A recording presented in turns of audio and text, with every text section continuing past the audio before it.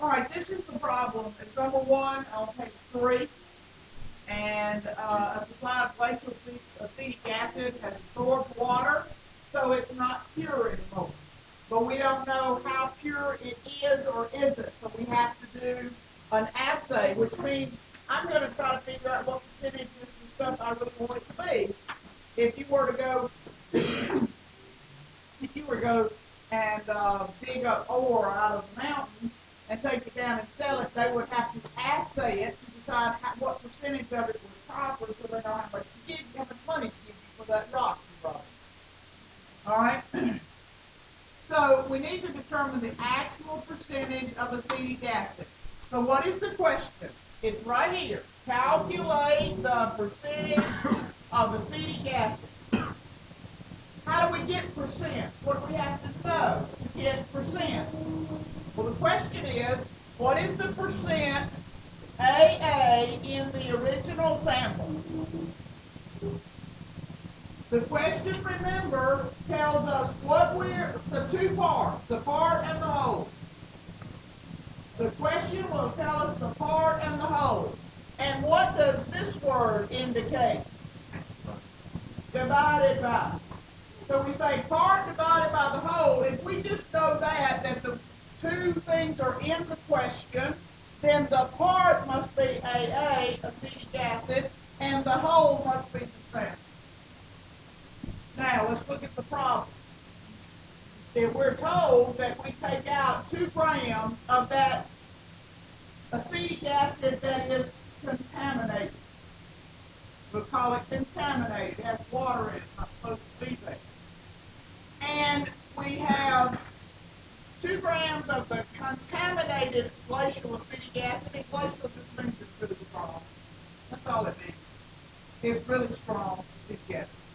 Really strong, vinegary smell. If you were to go back there and open up the thing, it would smell like vinegar on the roll. And we're going to put 2 grams of this sample in 100 milliliters of solution, and then we're going to take out 20 milliliters and actually do the chemical reaction with the 20. Okay, so here's a better visual of that. We're going to take this concentrated acetic acid, and we're going to pull out 2 grams. Well, there's my 2 grams. My 2 grams is sitting right here on the arrow, indicating that I've got 2 grams.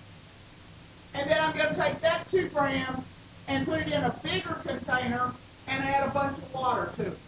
So when I add a bunch of water, I get something that looks like this. And if the molecules are evenly dispersed in the space that's available. Okay? So but no matter what part of this I take out, I'm going to have a proportionate amount of atoms. So I'm going to take out this 20 milliliters. Well, this 20 milliliters I'm talking about is that 20 right there. And so I need to know if I put that in a thing and I react it with this stuff, how many grams of acetic acid were in it. So the first step I'm going to do is I'm going to take whatever given I have that will allow me to get to moles. Whatever given I have that will let me get moles. I can't get moles with this gram because it's contaminated. With me? That gram can't be changed to moles because it's contaminated with water. I can't get milliliters to moles if I don't know molarity. And I don't know the molarity. I still can't get milliliters to moles. I'm recording this for the internet. I can't get either one of these milliliters to moles because I don't know molarity. But I do know molarity for that milliliter. So I can change 28.25 milliliters using the molarity to moles. So I'm doing one of those problems like you had on your homework sheet. And I'm calculating how many grams were in the 20 milliliters I took out. All right, so the first thing I'm doing is I'm calculating How many grams of acetic acid were in my little sample? In my little sample. All right? Then I found out that there's 3.7 grams in 20 milliliters, and how much is in this whole big old thing here? 100. So 20, there would be 20 more, 20 more, 20 more, 1, 2, 3, 4. There would be 5 20s in there, wouldn't there? 20, 40, 60, 80. Oh, I got one too many lines. Good. Right in. I've got 20, 40, 60, 80, 100 milliliters. So that there is 0.37 in that 20, how much was in this 20? And how much was in this 20? 0.37. And how many's in this? Come on, 0.37. And now, it's pretty easy, then I would take and multiply that times 5, because there's 5.37 there. But what if it's some kind of weird number? What if I took out 13.5 milliliters? That's not quite so easy just to count it. So we need to have a strategy to compare. And here is the strategy to compare. This is the strategy using a ratio. So the second step to find how many grams are in the whole 100 milliliters is to use a ratio. 3.37 grams is to 20 milliliters as X grams is to 100. So even if you've got really weird numbers, you can still calculate how much is in the big one. The big one in this case was 100. My little one was the 20. All right, so this is a ratio, and when you calculate that and solve for X, you're going to get 1.85 grams of acetic acid. How many grams of acetic acid did I expect to be in there? How many did I expect to be in there? 2. I took 2 out of this concentrated stuff, 2 grams, and I put it in this big container here. So if I calculate how much is in there, I expect it to be 2. But we know it's not. It's 1.85. Reckon what the other 0.15 stuff was? Water, the contaminant. The thing that contaminated it was water. So what percent acetic acid in the original sample? How am I going to find that? Part over the whole. Go to the next one. Part over the whole. So here's my part over the whole. The part that's acetic acid. Well, what was the part?